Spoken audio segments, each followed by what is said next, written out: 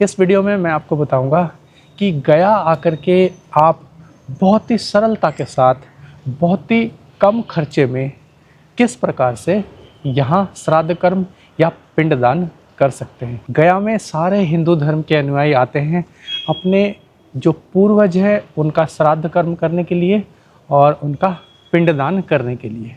इस वीडियो में कंप्लीट आपको जानकारी मिल जाएगी, कहाँ रुक सकते हैं और कहाँ से आपको पांडा, ब्राह्मण सब कुछ बहुत सुलभता के साथ उपलब्ध हो जाएगा। कितना खर्च आएगा, कितना समय लगेगा, सब कुछ आपको इस एक वीडियो के अंदर ही मिल जाएगा। मैं इस समय हूँ गया के भारत सेवा संघ आश्रम में। यहाँ आएंगे कैसे और क्यों आना है, मैं आपको पूरी जानकारी दूंगा। बंगाली लोग मेनली इसी आश्रम में आते हैं। इंडिया के अंदर किसी भी तीर्थ स्थान पर जाना हो, भारत सेवा संघ बहुत ही प्रसिद्ध है बंगाली लोगों के बीच में। गया में भी जो पिंडदान करने के लिए या श्राद्ध कर्म करने के लिए आते हैं, बंगाली के अलावा दूसरे लोग भी आते हैं, लेकिन मुख्य रूप से बंगाली आते हैं। यहाँ आने से आपको वन स्पॉट सॉल्यूशन मिल जाता है। इस एक जगह पर आने से आपका जो सारा टेंशन है, क्या करना है, कैसे करना है, सबका उत्तर यहीं से मिल जाता है। और सिर्फ उत्तर ही नहीं मिलता, सब कुछ इंतज़ाम भी आपका यहीं से हो जाता है। यहाँ आएंगे कैसे? बहुत सिंपल सी बात है।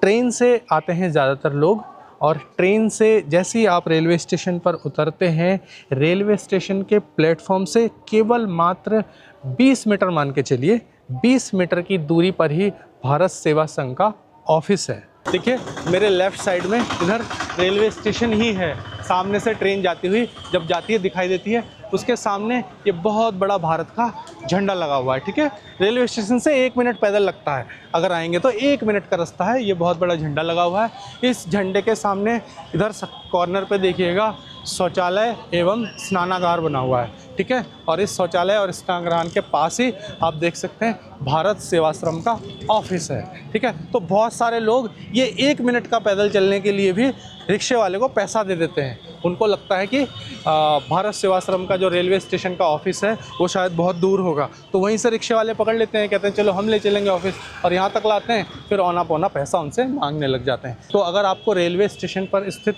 इस ऑफिस तक आना है तो सिर्फ 1 मिनट का वॉकिंग डिस्टेंस है।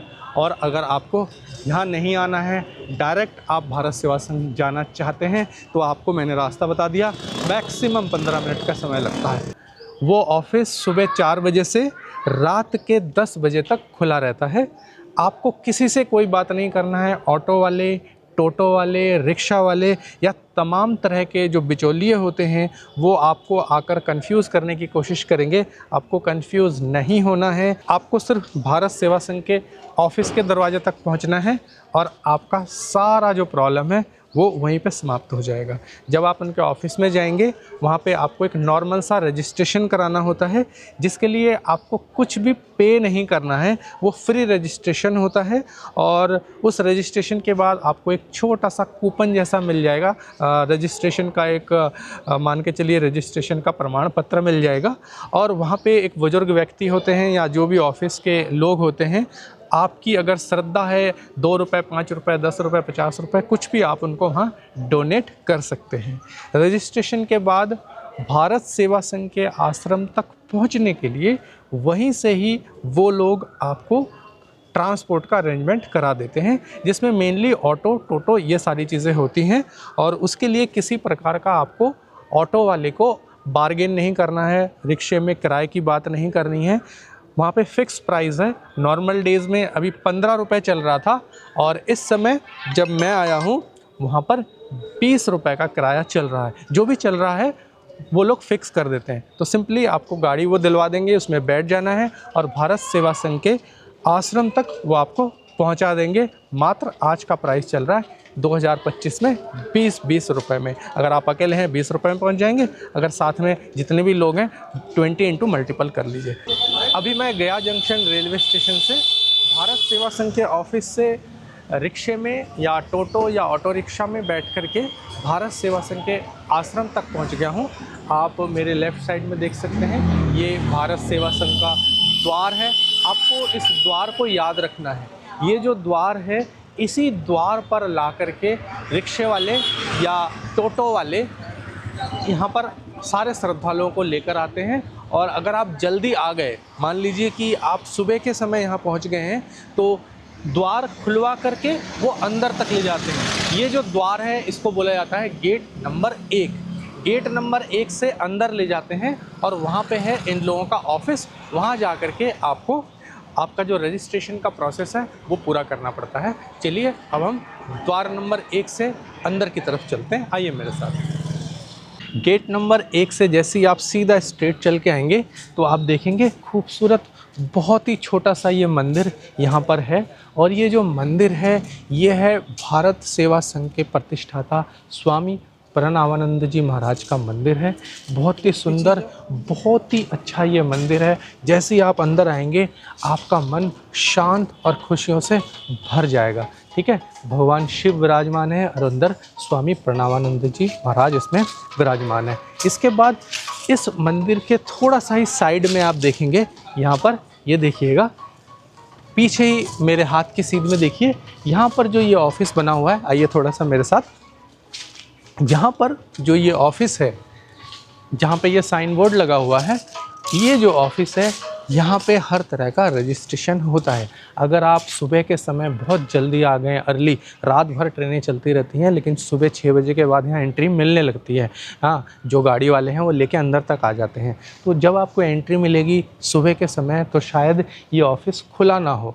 जब ये ऑफ़िस खुला नहीं होगा तो बगल में ये चेयर्स लगे हुए हैं, आप यहाँ आराम से बैठ सकते हैं। यहाँ पे जो पेड़ पौधे हैं इनके नीचे भी देखिए, यहाँ पे ये बैठने का कितना अच्छा बनाया हुआ है। आप लोग यहाँ पे आराम से बैठकर इंतज़ार कर सकते हैं। जब ये ऑफ़िस खुल जाएगा, ऑफ़िस खुलने के बाद यहाँ से आप अपने रुकने के लिए, अगर आप रुकना चाहते हैं तो 400 रुपये से लेकर के 2400 रुपये तक के रूम्स यहाँ उपलब्ध हैं पर डे के हिसाब से। ठीक है, उसमें 2 लोग, 3 लोग, 4 लोग ऐसे एक साथ रह सकते हैं। उसके बाद अगर आप अपना पिंडदान या श्राद्ध कर्म करवाने के लिए यहाँ पर आए हुए हैं, उसके बारे में भी सारी जानकारी यहीं मिलेगी। उसके लिए भी आपका रजिस्ट्रेशन यही होगा। यहाँ पे रजिस्ट्रेशन करवाने के बाद आपको क्या करना है इस साइन बोर्ड पे लिखा भी हुआ है और यहाँ पे बताया भी जाता है, वो मैं आपको बता देता हूँ। रजिस्ट्रेशन श्राद्ध कर्म के लिए अगर आपने करवाया है, पिंडदान के लिए करवाया है, तो उसके बाद आपको अपना मुंडन कराना है। मुंडन कराने के लिए जो गेट नंबर 1 दिखाया था मैंने, वहीं पर ही मुंडन करने वाले व्यक्ति होते हैं। वहाँ पर जा कर के आप मुंडन करवा लीजिए अपना। उसके बाद आप अंदर प्रवेश करके अपना जो फ्रेश हो जाइए, नहा लीजिए। नहा लेने के बाद आप अपना धोती वगैरह पहन करके तैयार हो जाइए और उसके बाद आपको इंतज़ार करना पड़ता है गेट नंबर 2 के पास। तो चलिए गेट नंबर 2 के पास चलते हैं और आगे की जानकारी मैं आपको वहीं से देता हूँ। अब मैं आ गया हूँ गेट नंबर 2 के सामने।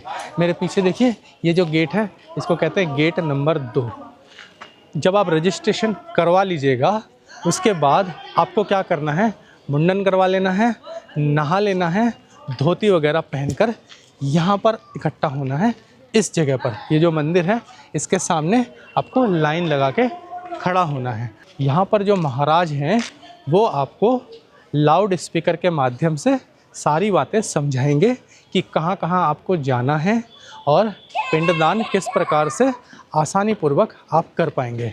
तो हम लोग भी यहीं पे लाइन में लगे थे और लाइन में लगने के बाद सब कुछ समझाया और फिर हमको यहीं से ही पेमेंट करना स्टार्ट करना होता है।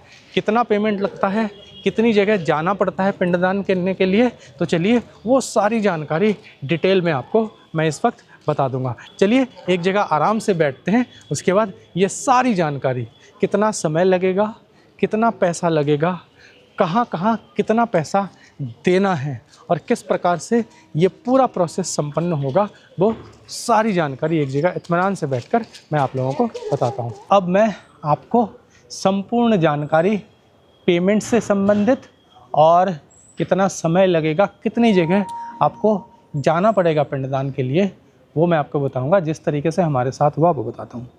लाइन में लगने के बाद जब महाराज जी आपको सब कुछ समझा देंगे तब आपको 2 ऑप्शन मिलता है। आप अपने लिए ब्राह्मण जो है वो पर्सनल यहाँ से ले सकते हैं कि वो ब्राह्मण सिर्फ आप ही का काम करेंगे, तब आपको पैसा पूरे दिन का ब्राह्मण का खुद वहन करना पड़ेगा और जो गाड़ी का किराया भी होगा, ट्रांसपोर्ट, वो भी आपको स्वयं को देना पड़ेगा। इसके लिए ब्राह्मण का खर्चा तो आपकी श्रद्धा पे है, वो बोलते हैं जो आपकी श्रद्धा है वो दे दीजिए, और जो गाड़ी का ट्रांसपोर्ट का खर्चा है वो करीबन आपको 600-700 रुपये के आसपास आएगा, वो आपको स्वयं वहन करना पड़ेगा। दूसरा ऑप्शन ये होता है कि आप ब्राह्मण भी शेयरिंग में ले लीजिए, 2-3 लोग मिल करके आपको शेयरिंग में एक ब्राह्मण दिया जाता है, और जो ट्रांसपोर्ट है वो भी एक गाड़ी 2-3 लोगों के लिए एक साथ बुक कर दिया जाता है। 2-3 का मतलब 8-9 लोग हो जाते हैं, परिवार के सदस्य भी होते हैं ना साथ में, तो वो शेयरिंग में मिल जाता है। तो गाड़ी का खर्चा भी जो आता है वो पर हेड लगभग 100 रुपये के आसपास तब आ जाता है डिवाइड होके, और ब्राह्मण का खर्चा भी उसी हिसाब से कम हो जाता है। जितना सारे दिन का ब्राह्मण को होना था, तो क्योंकि आप शेयरिंग में हो गए तो आपको कम लगता है। हमको कितना लगा था वो मैं आपको बताता हूँ। शुरू में ही जहाँ महाराज आपको सारी बातें समझाएंगे गेट नंबर 2 पे, वहीं पे महाराज बोलते हैं ब्राह्मण के लिए अगर एक व्यक्ति काम कर रहा है एक परिवार से, तो उसको 350 रुपये तुरंत वहाँ पे देना है। महाराज का आदेश ऐसा होता है। लेकिन जो ब्राह्मण है उस समय आपसे 50 रुपये एक्स्ट्रा लेते हैं। वो 50 रुपये एक्स्ट्रा क्यों लेते हैं? क्योंकि जो मंदिर परिसर में हम लोग जाते हैं वहाँ पर भी 10-10, 20-20 रुपये मंदिर परिसर का कूपन कटता है। वो बार बार उस ब्राह्मण को मांगना ना पड़े, इसलिए वो पहले ही एक्स्ट्रा 50 रुपये आपसे ले लेते हैं। तो 400 रुपये आपसे वहाँ से ले लिया जाएगा। उसके बाद आपसे कोई पैसा पूरे कार्यक्रम के दौरान नहीं लिया जाएगा ब्राह्मण की तरफ से। तो जब हम यहाँ से बाहर निकलेंगे, गाड़ी खड़ी मिलेगी, ब्राह्मण सारा कुछ आपको समझाएगा, कहाँ कितना पैसा देना है। जैसे हम लोगों का या आप लोग जो आने वाले हैं यहाँ पे, उनका नॉर्मल केस है। नॉर्मल केस का मतलब कोई एक्सीडेंटल नहीं है, कोई सुसाइड केस नहीं है, तो आपको 3 जगह पिंडदान करना पड़ता है, तो वो केस नॉर्मल माना जाता है। और अगर किसी के घर में कोई प्रॉब्लमेटिक डेथ है, जो एबनॉर्मल डेथ है, उसके लिए एक जगह और एक्स्ट्रा जाना पड़ता है, जिसको कहते हैं प्रेतशिला। तो प्रेतशिला का खर्चा बहुत ज़्यादा एक्स्ट्रा लगता है। तो जो नॉर्मल वाला है मैं उनकी बात बताऊँगा पहले। नॉर्मल के लिए ब्राह्मण जी समझाएंगे आपको कि 3 जगह आपको जाना है, और तीनों जगह ब्राह्मण आपसे एक्स्ट्रा कोई पैसा नहीं लेंगे। लेकिन फल्गु के तट पर जो 3 जगह हम लोग जाते हैं, वहाँ पे पांडा मिलते हैं, जो पंडा बोलते हैं, वो उनका क्षेत्र है। वो आपसे 3 जगह पैसा मांगेंगे, और वो बहुत ज़्यादा पैसा मांगते हैं। लेकिन देना कितना होता है, हमने कितना दिया है, वो मैं आपको बताता हूँ। पहला, फल्गु के तट पर हम पहला पिंड अर्पण करते हैं। वहाँ पर जो पांडा लोग होते हैं वो लोग डिमांड करते हैं 2000, 3000, 5000, 10,000, जैसे भी वो बात करते हैं। लेकिन आपको वहाँ पर मैक्सिमम 501 रुपये तक जाना चाहिए। 101 रुपये, 201 रुपये, 301 रुपये से शुरू कीजिए, और मैक्सिमम 501 रुपये देंगे तो वो लोग मान जाते हैं। हमारे वाले केस में हमने 201 रुपये दिया तो हमारे केस में मान गए। लेकिन बहुत सारे ऐसे लोग हैं जिनके पास बहुत पैसा होता है और वो देना भी चाहते हैं, तो मेरे साथ के और लोग थे, उन्होंने 1200, 1500 ऐसा करके भी उन्होंने पे किया है। जब ये पहला समाप्त हो जाता है, इस दौरान रास्ते में आपसे कुछ जानकारी ली जाती है।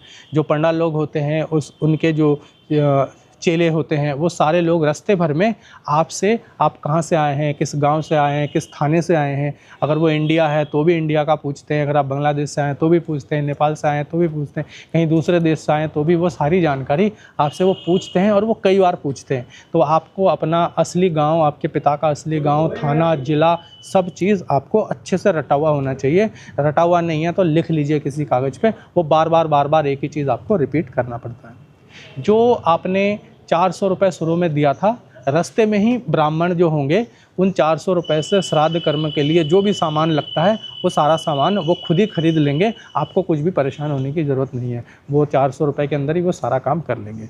और पिंडदान जो पहला वाला हो जाएगा आपका, उसके बाद दूसरा पिंड आपका दिया जाएगा विष्णुपद मंदिर में, जो बिल्कुल फल्गु के तट पे ही साथ में ही है, 20 मीटर की दूरी पे विष्णुपद मंदिर। विष्णुपद मंदिर में भी जाके सेम प्रोसेस होगा, जो आपका पहले से पिंड बना था उसी को लेकर के वहीं जाना है। ब्राह्मण बता देते हैं। विष्णुपद मंदिर, वहाँ विष्णु जी का चरण है, बहुत सुंदर वहाँ अच्छा मंदिर बना हुआ है। वहाँ पर पे भी जा कर के आपको जो ब्राह्मण होंगे वो मंत्रोच्चारण के साथ पिंडदान करवाएंगे वहाँ पे। उसके बाद वहाँ के जो पंडाल लोग हैं वो आपसे दक्षिणा मांगेंगे। दक्षिणा मांगेंगे तो वहाँ पे भी बहुत पैसा मांगते हैं। तो वहाँ पे आपको 101 रुपये या 201 रुपया देंगे तो वो लोग मान जाते हैं। ये आपके बातचीत के ऊपर है। और अगर आप ज़्यादा देना चाहते हैं, वो आपकी श्रद्धा है, आपको लगता है कि बहुत पैसा आप दे सकते हैं, आपकी इच्छा है, तो आप बहुत पैसा भी दे सकते हैं। मैं कम से कम वालों की बात कर रहा हूँ। वहाँ पे 101 या 201 रुपये या 301 रुपये देंगे तो वहाँ पे पंडाल लोग मान जाते हैं। ये हो गया दूसरा। पहले में 500 रुपये तक जाना है, दूसरे में 200 या 250 रुपये तक जाना है। ये 2 जगह हो गया। उसके बाद आता है तीसरा, जो है अक्षय वट। नॉर्मल केस के लिए अक्षय वट में भी आपको पिंडदान करना है। अब अक्षय वट 2 बताते हैं। एक है ओरिजिनल अक्षय वट, जो हमारे ब्राह्मण हमको लेके गए हैं, और वो फल्गु नदी के तट से लगभग 3 किलोमीटर की दूरी पर है। दोबारा से ऑटो में बैठ करके हमको जाना पड़ा। एक दूसरी बात मैं आपको यहाँ पे बताना चाहूँगा, एक वट वृक्ष विष्णुपद मंदिर के साथ में भी लगा हुआ है। बहुत सारे ब्राह्मण या बहुत सारे जो पांडा लोग हैं, वो वहाँ पे क्या करते हैं, पंडा लोग उसी वट वृक्ष के नीचे, जो हमारे ब्राह्मण के अनुसार ओरिजिनल नहीं है, उस वट वृक्ष के नीचे भी पिंडदान करवा देते हैं, क्योंकि वो जल्दी जल्दी हो जाता है। विष्णुपद मंदिर के साथ ही वो लगा हुआ है, वो जल्दी से समाप्त हो जाता है, तो इसलिए उसको भी अक्षय वट बता करके वहीं से समाप्त कर देते हैं। लेकिन हमारे ब्राह्मण ने हमको कहा कि दूसरा वाला है जो ओरिजिनल है, और वो 3 किलोमीटर की दूरी पे था। दोबारा से ऑटो में बैठ कर गए, और वो भीड़ भाड़ वाला क्षेत्र नहीं है, बहुत बड़े परिसर में है वो, और बहुत ही बड़ा वृक्ष है, जो कि मैंने आपको इस वीडियो में दिखाया है, बहुत बड़ा। तो आप ये देख भी लीजिए और पहचान भी लीजिए कि अगर आपको यहाँ जाना है, ये असली वाला है, तो आप ऐसे व्यक्ति से बात कीजिए जो आपको यहाँ पर लेके जाए, पहले से तय कर लीजिए। नहीं तो अगर आपको नहीं जाना है, आप भी जल्दी में हैं और आप चाहते हैं निपट जाए, तो विष्णुपद मंदिर के साथ में ही वट वृक्ष है, वहाँ पर भी पिंडदान करवा दिया जाता है अक्षय वट बोल करके। तो जब हम अक्षय वट पर गए थे, तो वहाँ पे हम लोगों को पंडा जो है वहाँ पे, उनको दान में 101 रुपये दिया था, और ज़्यादातर लोग वहाँ पे 101 रुपये ही दे रहे हैं, और आसानी से वो वहाँ पे मान भी रहे हैं। कोई परेशान नहीं कर रहा है, वहाँ पे कोई बार्गेनिंग या कुछ ऐसा हो नहीं रहा है। 101 रुपये में ख़त्म हो जाता है। तो देख लीजिए, 501 रुपये मैक्सिमम पहली जगह, दूसरी जगह 201 रुपये में काम हो जाता है, और तीसरी जगह 101 रुपये। नॉर्मल वाला जो पिंडदान है, 12:30 बजे तक ये सारा कुछ समाप्त हो जाए, मंत्रोच्चारण के साथ सब कुछ यहाँ समाप्त हो जाता है। उसके बाद बारी आती है ब्राह्मण की। अब ब्राह्मण आपसे अपनी दक्षिणा की बात करते हैं। ये आपके श्रद्धा के ऊपर है, आपकी कैपेसिटी के ऊपर है। जो हमारा केस था, हमारे ब्राह्मण बहुत अच्छे थे, व्यवहार उनका बहुत अच्छा था। अगर मैं नाम बताना चाहूँ, उनका शायद यही असली नाम है, पप्पू पंडित जी उनको बोलते हैं। भारत सेवाश्रम की तरफ से हमको वो दिए गए थे, और वो मुझे बहुत अच्छे लगे पर्सनली। बहुत अच्छा कार्यक्रम उन्होंने कराया हमारा, और उन्होंने हमसे कहा था अपनी श्रद्धा के अनुसार दीजिए, तो हमने उनको 1001 रुपया दिया था। ये हमारी श्रद्धा थी, कोई डिमांड नहीं है कि इतना देना ही है। वो दिन भर मेरे साथ रहे, सारा कुछ हमारे लिए उन्होंने किया, और हमको लगा कि हमको 1000 रुपये उनको देना है, तो हमने 1001 रुपये उनको दिया था। ये हो गया नॉर्मल पिंडदान का चैप्टर समाप्त। वहाँ से फिर ऑटो से हम लोग भारत सेवाश्रम वापस आ गए। यहाँ 1 बजे तक कार्यक्रम निपटा के हम लोग वापस आ गए, और यहाँ आने के बाद आपको ऑटो का जो किराया है वो देना है। और जो ऑटो का किराया था हमारा पर हेड 100 रुपीज़ था। ले जाना, पूरा कार्यक्रम वहाँ पे करना, और करके वापस आने का। तो हम 3 लोग थे, हमको आधे दिन का, सुबह 10 बजे से ले करके 1 बजे तक ले जाके ले आने का हमारा 300 रुपये 3 आदमी का ऑटो का किराया लगा था। और जो दूसरे लोग थे उन सबका सेम लगा था। हमारे साथ एक दूसरे लोग थे जिनके घर में एक सुसाइड का केस था उनका, इसलिए उनको जाना पड़ा प्रेतशिला। ये तीनों चीज़ निपटा के चौथी जगह जाना पड़ा उनको। और जब वो चौथी जगह गए, तो उनको समझा कर के ले जाया गया कि जो ऑटो का किराया उनका लगेगा, वो इस 100 रुपये पर हेड के अलावा अब उनको आना जाना खुद सिंगल बेयर करना है, क्योंकि वो स्वयं सभी के घर में तो ऐसा होता नहीं है। तो उनके घर में हुआ था, तो उनको 600 रुपये अप डाउन और एक्स्ट्रा देना पड़ा प्रेतशिला जाने का। और प्रेतशिला में जाने के बाद जो वहाँ के पंडा होते हैं, वो बहुत ही ज़्यादा डिमांड करते हैं पैसा। तो बता के ले गए उनको कि वहाँ पे 1000, 2000, 3000, 5000, 10,000 कुछ भी लेने की आपसे वो कोशिश करेंगे। आप अपनी कैपेसिटी और बातचीत और बार्गेनिंग पावर के अनुसार और श्रद्धा, मुख्य रूप से आपकी कैपेसिटी और श्रद्धा दोनों मिला के आप देखिएगा आप क्या देना चाहते हैं। ब्राह्मण उसके लिए आपको कुछ भी सजेशन नहीं करते, वो बताते हैं बहुत सावधानी से कीजिएगा।